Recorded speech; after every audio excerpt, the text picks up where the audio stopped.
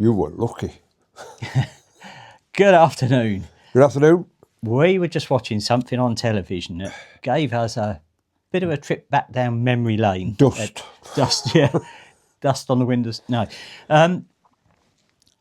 And we saw the old Smash adverts and... They beat them with their metal knives. Yeah. And what I else was believe it? them, you The know. old school puddings.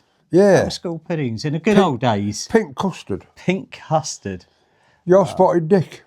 Yeah, I've got that sorted out now. Oh, dear. Well, go on. Hey, Say what you want to say. I wouldn't say anything.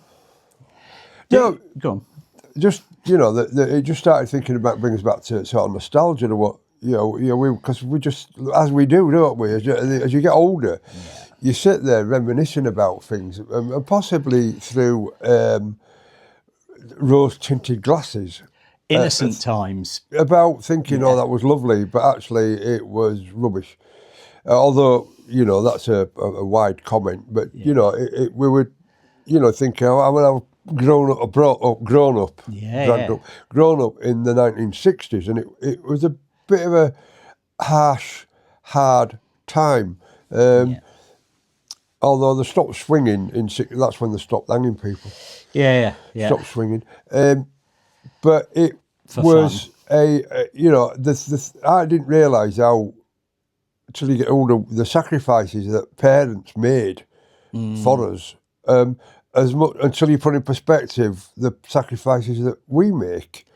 Money wasn't available. Money wasn't available. Yeah. No, you know, Dad was a lorry driver, and he used to work his 5 days a week and stay overnight most nights. I think that's because he didn't like me, but he stayed overnight, and then he'd come home, and then on the weekend he'd go work for a fella building, you know, like laying bricks and stuff like that, just to keep make ends meet. Make ends meet. And we didn't realise it at all. We thought, you know, that we had everything. I mean, the other thing is that we didn't ask for anything, in respect of.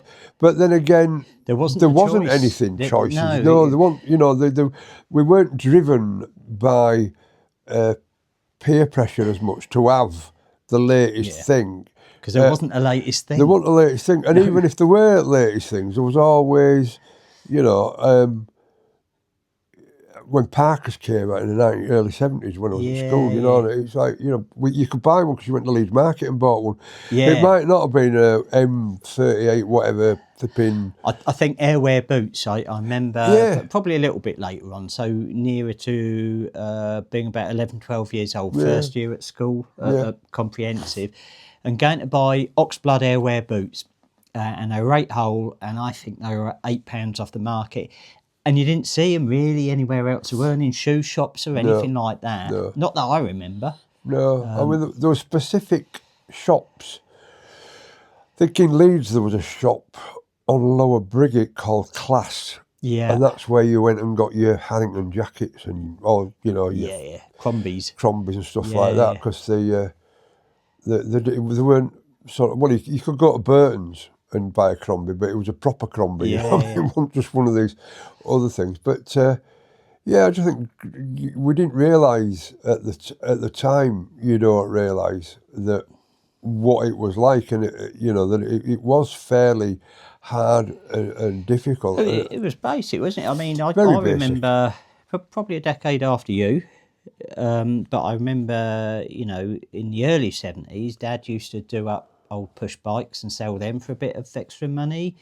In the summer, if he wasn't on detachment, he'd go fruit picking and things for a bit of extra money. We used to shop at the cash and carry and things. I can even remember going to the freezer mart and us getting our first burgers, because you didn't have McDonald's. I don't remember McDonald's. I remember the first KFC, I think, going to see relatives in Birmingham, but not like high street brands as you see now. Wimpy or something like that. Wimpy rings a bell. Yeah, I do remember the first Indian restaurant takeaway, top of Armley Town Street. Yeah. And, I think in our town we had one, I think I was about third year at secondary school. and that was a a big treat. And the guy that ran it, lovely guy. And I can remember even up to sort of leaving school, early 80s, and it's still a big treat to go and have a curry. Well, it is now, isn't it? You know, it was around here. It is because we're around here. curry It isn't, no. But gone are the days of getting drunk and going for a curry. It's all good. Yeah. At least we now know what we're eating. That was the big thing, you know. When you got into your boozy years, was leaving. We had a place called Catch-22 in the town where I lived. They did burgers and things, and then just up the road you had sort of like the earlier curry houses. But then I think at one point the town where I grew up had 16 curry houses. That was like heaven to me. Well, for us it Mecca. For us it was, speaking of Mecca, we often went at a teenager age, like late teens, probably early 20s as well. You know, you'd go to Bradford. Yeah. And they had I think, Sweet Centre on Manningham Lane, it was called. And it was flipping, like just a plate and a spoon or whatever. Yeah, pretty at primitive. the time. Yeah. But it was the best. You know, and I think when they did I don't know how it works out, but they did World Championships. Yeah. Of curry, and I think that I don't know if it won it, but it was up there. But like Birmingham, I think Birmingham, they've got this. It was Birmingham Bradford, wasn't it? Who did the best curry? I just laughed to myself there. We started talking about childhood, and we've gone off on a typical Stu Will tangent. We're in the middle of a curry house now. We're in the middle of a curry house. Yeah. Thinking about it, I might go for one tonight, actually. You just, because it's. But they do that all the time, don't they? I remember going to watch that film, Gandhi, and they turned the heating up, and they played Indian music. Yeah. So you went straight out. And it's like when they did watching the Titanic and they turned the heating down. And it was cold in that cinema. It was cold in that cinema. Not as cold as the North Atlantic. Yeah. Did I tell you about my granddad seeing it? No. No, terrible. Saw the Titanic? Yeah, Titanic, yeah. Screaming he was, shouting, don't get on, it's going to sink. Must have been awful. It was, well, eventually they just threw him out of the cinema. Sorry. I did have a relative, by the way, not that I knew him, because clearly he didn't make it, but he worked on the Titanic.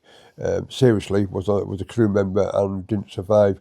His wages were stopped by the White Star Line at 16 minutes past 2 or thereabouts. And also then his nearest relative, which had been my great-grandmother, his sister, they received a bill from the White Star Line wanting money to pay for the clothing that had lost, or he'd allegedly lost. Unbelievable. Yeah, just a strange time. Anyway. Shows how the world back changes. to where we were, nostalgia. Childhood.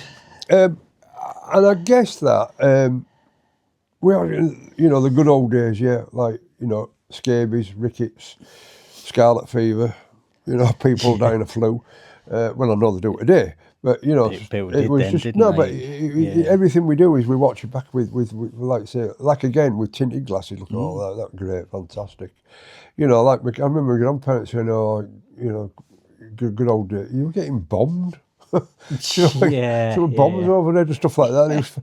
But it was that, I guess it was that spirit that brought them together. And I dare say, in a similarity, when COVID happened and we all had to go into this sort of secular lockdown thing, and it was almost like a blitz spirit came back, because it... I don't know if it was like a forces thing. So like when I was growing up, I moved to the town where I lived, 4 years old. So we'd come back to camp. I moved to town with family, our first house. But a lot of the families really, really stuck together. Yeah. Really stuck together. And I don't know, to me that was community spirit. I don't so much feel community spirit these days, not in the same way. No, not in the same way. No. I think that you've got to think about, and again, in retrospect, looking at, my grandfather started work at 14. My mum and dad started when they were 15, whatever. When are you starting work? When I've not. You've not? Well, I thought about it, and I thought, because I said about growing up, and I thought, well, tried that once. I tried that once, yeah, and it's a bit late now. Still on the meds for it. Still on the meds for it, yeah. Vim. Mr. Sheen. Keeps your nostrils clean. Yeah. No, that we are we're different, whereas, like, your dad being a little bit older, younger than my dad, but that generation was different. 15-year-old and you're at work, you're not a teenager. There's no such thing as a teenager. No, but I look at me then and thinking, yeah, I was naive. Yes, I was probably stupid. I don't know, stupid as I am now, but we were different. And I look at, and we've got like we've got young Connor, who's a corporal in the, he's a Dove's lad, isn't he? I can see me in him at the, not biblically. I can see a bit of our generation in him, but then I look at the other ones that come in and out who've not done that, and I think, I don't know, and especially with the current situation, I'm not sure if, when our people, Second World War, when people are getting called up, national service, I don't know whether there'd be the same thing, because we grew up as the same, you did exactly the same as me, except I don't remember my dad being, because it was 1953 to I remember 55. being a young lad with the Falklands happening, and we were talking about what we would do and how we would feel if conscription came back, and I can remember Parliament talking about, would conscription be there? So yeah, we were, I think I was a second or third year at school when the Falklands happened, and most of us lads were families serving forces, and I can remember us guys as young boys, but approaching mid-teens, thinking, would this be conscription time? Would this be like the First World War or Second World War? And it didn't come to that. And we remember the discussion in Parliament when they said, no, it's not, that is not the conversation. I don't know if it was a sigh of relief, but it was definitely on our minds, because, really, certainly, my dad used to talk about things like Second World War, Korea, places like that, Cold War, and how big the armed forces were. Yeah. And even by the time of the Falklands, the armed forces were very small. So much smaller today. Yeah. I'm not sure how many there were in Ireland. Maybe 12, 15,000 or so at one point. Yeah. But like you say, the realisation is, I remember being in, this is in the sort of early 2000s, and my eldest daughter, Maisie, I think Freya was only, a baby, of her going into the village where they live up north, and going up north, and being invited to go to a, like on a play date thing for tea after school, whatever. And this other girl's dad coming home, and Maisie had said something like, "Who's that?" I said, "Oh, it's my dad." Yeah. And she was like, "Your dad comes home on a night?" And she was like, "Yeah, he comes home every night." And I think that made me thinking that I was missing out on that. Clearly, I'm missing out on all this, but I'm putting food on the table and stuff, keeping the thing going. Yeah. And so their experience will be like your experience, if you like, but only 30 years Have after. you spoken to her about that? Because I haven't, no, but it's a fair point whether I need to. Yeah, I think so, because I can remember Dad had been away. I was single figures in age, and he'd been to Bahamas, Jamaica, Nassau. And I remember that really, really clearly, because he'd brought all these things back. He came back, stood on our driveway, and I was hiding behind my mum looking around saying, "Who's that?" Yeah. And he said, "I'm your dad." And I didn't recognise him. I don't think I'd seen him for 6 months. No. And, end of life conversation I had with my dad, the two things that he loved, serving the Crown, the RAF, and being a dad. Yes, that's pretty much where I'm at. Yeah. But That's a conversation. It is. I think the thing with my daughters was that recently, I mean, Freya, she's got, she started, there's a guy that works with, I can't remember, there's 650 people in a battalion, can't remember him. But he was in the same regiment. And so she's been listening to him and he's been talking to her, and he's probably in his late 50s, I think, or early 60s, I don't know. A little bit, same age as me. A little bit in front of him, and a little bit in front of me. Yeah. And so she's borrowed books and she's read stuff, and when they watch films, documentaries about not just Northern Ireland, but about like Bosnia, Kosovo, places like that, and they say, where was that, and is that what it was? Is that what it was like? And I said, there's some stuff, there's a lot of artistic license, but yeah, pretty much. And she said, well, what? Funny enough, being on YouTube, and I never thought about this, but recently I've been looking at things like English electric canberras and things that Dad did, and it's there. Some of it is there, but it is kind of weird how we gravitate with our conversations. Yes. Because that's the whole idea. Yeah. Off script. Excuse me. What does gravitate mean? I don't know. I think it means you're quite heavy of foot. No, not Northern boys love gravy. Chips and gravy. Yeah, beef and onion gravy. Oh, yeah. Ooh. You know what I said about going for a curry? Yeah. And pine chips. Pie and chips. Where would you go for a curry now, anyway? Well, we couldn't go up there because it's shut. Yeah, you could stay there for a few hours. And we'd wait. But yeah, it's kind of, we do digress. I think it's... And we don't prep for this, which I think is really quite obvious. And I don't know how that will develop, because I think... It doesn't matter. I think, just talk. We've had some great conversations without being on camera, and I just think that just getting stuff out, just talking. We were talking about earlier about what we're going to talk about today, and that was what it was like. And it lasted about 3 seconds. Yeah, but it was like that. What was it like growing up? And I'm driving back from the shops, and I'm thinking, where would I even start? Because there's so much of it. You go on Facebook and people put a picture of a chopper bike, rally chopper was it? Oh, yes. And that is their memory. Couldn't afford it. No, that's kind of like their memory of the 70s. But it's so I'm a 70s child, 60s child. Well, yes. And an overlap.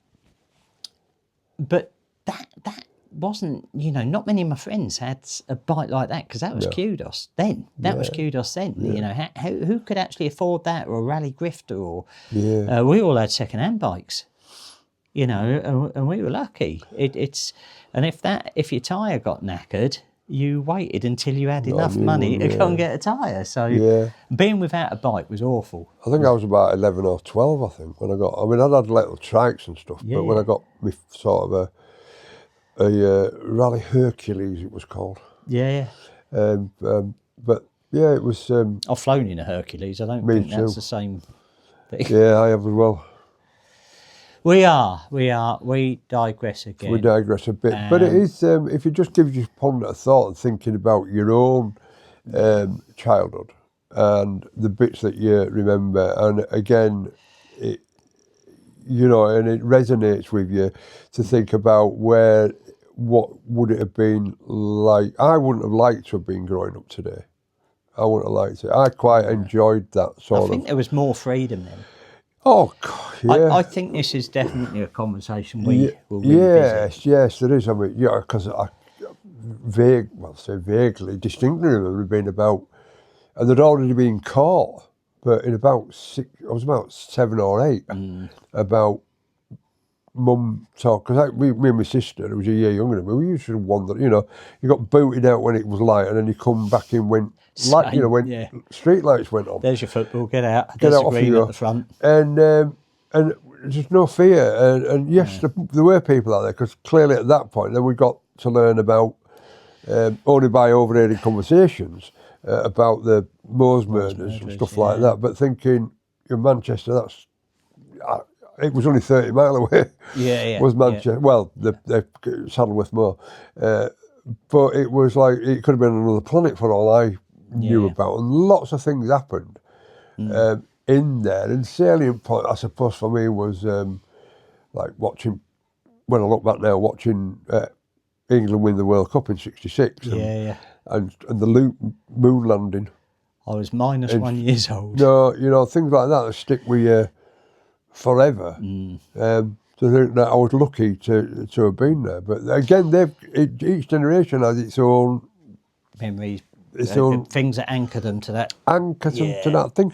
And it's stuff that you've seen and done in your time that suddenly becomes history to somebody else.